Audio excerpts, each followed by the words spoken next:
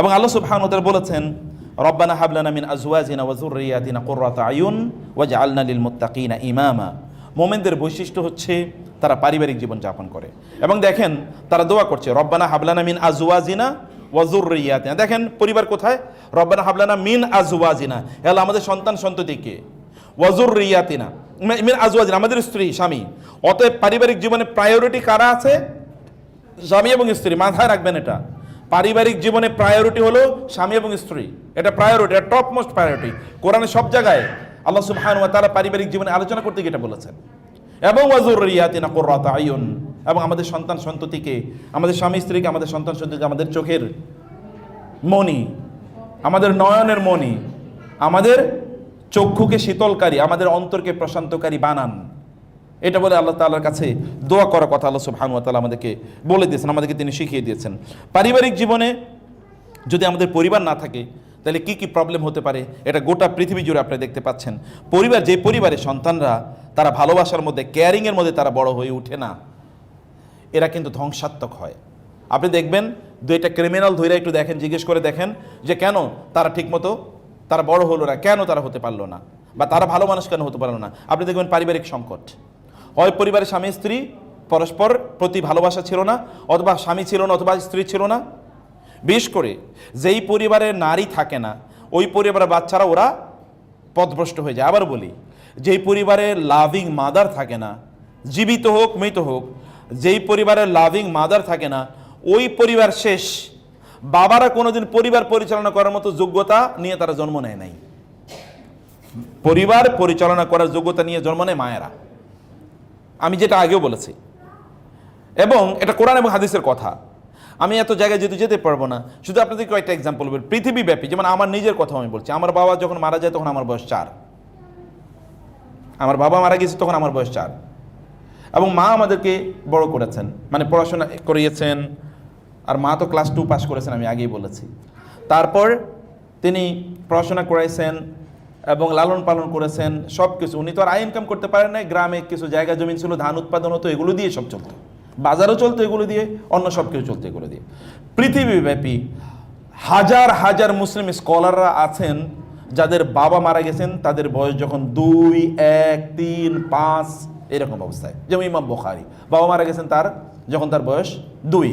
যেমন ইমাম শাফি তার বাবা মারা গেছেন যখন তার বয়স হলো 5। যেমন আপনি দেখবেন এরকম অনেক গল্প, আমার এখানে একটা ছোট বই আছে, আপনারা নিয়ে যাবেন, সোনালী যুগের মায়েরা। মানে যেই যুগে মায়েদের সন্তানরা সোনার চেয়েও বেশি মূল্যবান হয়ে গেছেন। যেমন ইমাম আহমদ ইবনে হাম্বল, মা তো তাকে নিয়ে মাদ্রাসায় যেতেন, যেমন আপনার বাচ্চাদেরকে নিয়ে যেতেন এবং শেখের ওইখানে পড়তেন। রাবিয়াতুর রায়, একজন বিখ্যাত তাবি, ইমাম আবু হানিফার উস্তাদ রাবিয়াতুর রায়, তাকে রাবিয়া, তার নাম মূলত রাবিয়া, কিন্তু তাকে আর রায় বলা হতো এই জন্যে। রায় মানে হচ্ছে যিনি বুদ্ধি দিয়ে এত সুন্দর করে দিনকে প্রেজেন্ট করতে পারতেন, অসাধারণ, এরকম আনপ্যারালাল। এই রাবিয়াতুর রায়, তার বাবা তো 30 বছর পর্যন্ত নিখোঁজ যুদ্ধের ময়দানে গিয়ে। তার বাবা যাওয়ার সময় 30,000 দিরহাম রেখে গিয়েছেন তার ওয়াইফের কাছে, মাত্র বিয়ে করেছেন। তার বাবার নাম ফররুখ। বাবা তার স্ত্রীকে, মানে তিনি ফররুখ তার বিয়ে শাদী করে তারপরে তিনি তার ওয়াইফের কাছে 30,000 দিরহাম রেখে তারপর বলছেন আমি যুদ্ধের ময়দানে যাই, আমিরুল মুমিনিন যুদ্ধের ডাক দিয়েছেন, আমি থাকতে পারলাম না। 30 বছর আসেন নাই। 30 বছর পরে যখন ফিরে এসে তিনি মসজিদে বাসার খুঁজে পান না, কারণ 30 বছরে তো সব পরিবর্তন হয়ে গেছে। মসজিদে নববীতে তিনি ঢুকে দেখলেন যে অসাধারণ এক বক্তা, এইরকম বক্তব্য এত বড় স্কলার পৃথিবীতে কোনোদিন, মানে জীবনে কোনোদিন তিনি শুনেন না এবং দেখানো নাই। এর মধ্যে সন্ধ্যায় রাতে তিনি তার স্ত্রীকে খুঁজেও পেয়েছেন। এই লম্বা আমি ইতিহাসে গেলাম না, শুধু আমি বললাম যে তার স্ত্রীকে তিনি রাতের বেলা গল্প করছেন। 30 বছর পরে তিনি ফিরে এসছেন, রাতের বেলা গল্প করার শেষে দিয়ে বললেন, আমি যে 30,000 দিরহাম রেখে গেছি, এই টাকা কই? বলে আচ্ছা ঠিক আছে, ফজরের আজান দিয়ে দিয়েছে, নামাজ পড়ে আসো, তারপরে আমি টাকার কথা বলি কি করেছি আমি। তো তারপরে তিনি চলে গেলেন মসজিদে নামাজ পড়ার জন্যে। নামাজ পড়ে দেখলেন মসজিদ নবীতে, আপনি যদি কখনো হজ উমরা করতে যান দেখবেন মসজিদ নবী বাইতুল্লাহতে নামাজের পর, ফজরের পর, ওইখানে বড় বড় শেখরা তারা বসেন, তারা হালাকা করেন, লেকচার দেন, এবং চারপাশে লোকেরা একেবারে মৌমাছির মতো এরকম ঝাঁক ধরে থাকে। আর বড় স্কলার হলে তো কথাই নাই, তখন চারিদিকে লোক, ওনার চারপাশে লোকজন বেশি, হাজার হাজার বসে থাকে। তো এরকম ওইখানে তখন একজনই শুধু লেকচার দিতে পারতেন, এখন তো অনেক শেখ, অনেক লোক, একজন বসে আছেন আর লোকেরা দৌড়ে ওই দিকে যাচ্ছে। উনি তো প্রথম 30 বছর পরে এখানে এসেছেন, উনি দেখেন অবাক কাণ্ড, কিরে নামাজ শেষ করার পরে লোকেরা দৌড়ে সামনে যায় কেন, ঘটনা কি? উনি একটু সামনে যাওয়ার চেষ্টা করে দেখলেন সামনে যেতে পারলেন না। এর মধ্যে আলোচনা শুরু হয়ে গেছে, তিনি দাঁড়িয়ে গেলেন থমকে, দাঁড়িয়ে প্রায় আধা ঘন্টা 40 মিনিট আলোচনা শুনলেন। শোনার পরে মনে হলো এত সুন্দর, এত বড় মানে আলোচকের আলোচনা, এত বড় স্কলারের আলেমের আলোচনা তো তিনি জীবনে কোনোদিন শুনেন নাই। আলেমকে আলোচনা শেষ, তিনি ভাবলেন একটু দেখার জন্য যাবেন, কিন্তু দেখলেন অসম্ভব, সামনে যাওয়াই জানে, কারণ হাজার হাজার লোক সামনে দাঁড়িয়ে আছে তাকে একটু দেখার জন্য, তার সাথে একটু প্রশ্ন করার জন্য। প্রায় তিনি আধা ঘন্টার মতো দাঁড়িয়ে থেকে তিনি দেখলেন না, সামনে যাওয়াই যাবে না, তিনি বের হয়ে আসবেন। আসার পরে তিনি রাস্তায় যখন মানে গেট দিয়ে যখন বের হবেন, বের হওয়ার পরে উনি জিজ্ঞেস করলেন, এই ভাই গেটে যিনি আছেন, ভাই এই যে যিনি আলোচনা করলেন এই শেখ উনি কে? বলে আপনি কি দেশে নতুন নাকি? বলে ভাই একটু শেখের নাম বলেন না। বলে শেখের নাম সবাই জানে, আপনি জানেন, আপনি কি এলাকায় নতুন এসছেন? বলে ভাই একটু প্লিজ নামটা বলেন। বলে আরে এই শেখের নাম সারা পৃথিবীর মানুষ জানে, দূর দূরান্ত থেকে লোকেরা ওনার আলোচনা শোনার জন্য আসে, আর আপনি ওনার নাম জানেন না। বলে আপনি একটু নামটা বলবেন কাইন্ডলি। বলে উনি কত বড় স্কলার, সুবহানাল্লাহ, ওনার বাবা নাই, ওনার বাবা 30 বছর আগে কোথায় চলে গেছে, আরে গেছে, ওনার মাই ওনাকে বড় করেছে, এত বড় শেখ, সারা পৃথিবীর মানুষ ওনার আলোচনা শুনে, আপনি ওনার নাম জানেন, তো আফসোস লাগে। বলে আপনি একটু নামটা বলবেন। বল ওনার নাম হচ্ছে রাবিয়া, ওনার বাবার নাম হলো ফররুখ। কারে বলতেছে গল্প? বাপের এই গল্প বলতেছে। বাপ কিন্তু কিচ্ছু জানে না। তিনি দৌড়ে আসেন বাসায়। তার এবার যখনই তিনি শুনলেন, তিনি আর তার পরিচয় দিলেন না, হঠাৎ করে তার ইমোশনাল হয়ে পড়লেন, তার চোখ থেকে একটু পানি পড়ে গেল, অন্য জায়গায় একটু পানিটা মুছে দৌড়ে আসেন স্ত্রীর কাছে।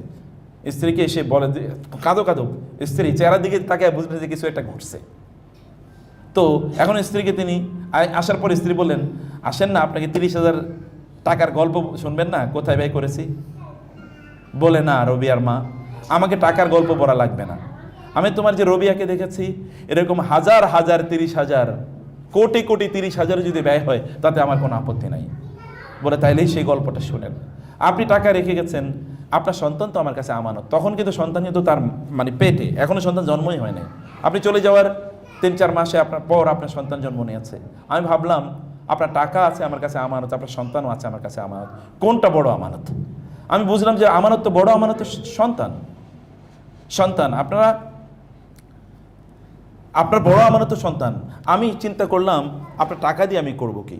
আমি এখানকার মদিনার সবচেয়ে বড় বড় শেখদের কাছে আমি গেলাম, গিয়ে বললাম আমার ছেলেটা এতিম, আপনারা হয়তো মনে করবেন এতিমের পড়াইলে টাকা পয়সা পাবো কই, ইত্যাদি ইত্যাদি। আমার অনেক টাকা আছে, আপনারা যা চান আমি তা দেবো, কিন্তু আমার সন্তানকে পড়াতে হবে। সবচেয়ে বড় শেখদের কাছে আমি নিয়ে যেতাম, যা যা লাগে তা দিতাম, শেখদেরকে হাদিয়া দিতাম যেন পড়ানো হয়।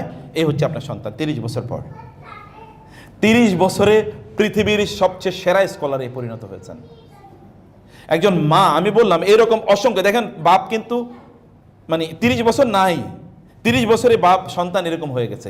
মা সন্তানকে কীভাবে তৈরি করেছে।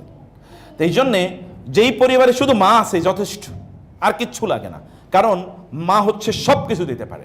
মাকে আল্লাহ তাআলা বিল্ট ইন সব দিয়ে দিয়েছেন। শুধু মা ইনকাম করতে পারে না টাকা পয়সা, এতটুকুই। আদারে যদি ফ্যামিলির একটু সাপোর্ট থাকে, অথবা ফ্যামিলিতে কিছু যদি চলার মতো অবস্থা থাকে, তাহলে সন্তান এরকম হতে পারে। মা যদি একটু দিনদার, মা যদি একটু বুদ্ধিমতী, মা যদি একটা বড় স্বপ্ন থাকে এটা যে আমি আমার সন্তানকে এরকম করতে চাই। আমি আপনাদেরকে বলবো বোনেরা, বাজারে যাবেন, সুন্দর সুন্দর বই আছে, বিলিভ মি। আমাদের আজকে 2টা বই আছে এখানে। এটা হচ্ছে মায়েরা আসলে সোনালী যুগের এই যে বড় বড় মানে ইসলামিক স্কলার যাদের কথা বললাম, তাদের মায়েরা কিভাবে তাদের সন্তানকে লালন পালন করেছেন তার উপর একটা বই। আর একটা হলো গোটা জীবন জুড়ে নাসিহা দরকার আমাদের, কোন পদ্ধতিতে আমাদের জীবনটা পরিচালনা করব। দুটো বই আপনারা নিয়ে যাবেন, এটা মাস্ট রিড। বাসায় বসে পড়বেন, বাচ্চাদেরকে নিয়ে পড়বেন, পড়াবেন, এবং অন্যদেরকে আপনারা গিফট করবেন, আত্মীয়স্বজনদেরকে, বোনদেরকে গিফট করবেন, বান্ধবীদেরকে গিফট করবেন। অন্য কিছু গিফট করছেন, হাদিয়া, বই, মানে অন্য কিছু যেটা আপনারা ঈদের সময় দিতেন, বাবাকে বই, 1-2টা বই তাদেরকে দেন, কালচার তৈরি হোক। আমি আমার জীবনে দেখেছি বাংলাদেশের একজন বড় ইসলামী ব্যাংকের প্রতিষ্ঠাতা সহ ইসলামিক ইউনিভার্সিটিগুলোর প্রতিষ্ঠাতার মধ্যে একজন, এত বড় স্কলার বাংলাদেশে খুব কম এসছে। আমাকে বলতে চাচা আমি প্রতি মাসে 30-40 হাজার টাকার বই গিফট করি। আমি বললাম সুবহানাল্লাহ, সাদাকায়ে জারিয়ার কি বিশাল বড় কাজ। বান্ধবীদেরকে বই গিফট করেন, তাদেরকে বলেন কিভাবে তারা ভালো মানুষ হবে, তারা ভালো মানুষ কিভাবে বানাবে, এটা তাদের মধ্যে তৈরি করা, ওদের মধ্যে সেলফ এস্টিম তৈরি করা, বাচ্চাদের মধ্যে সেলফ এস্টিম।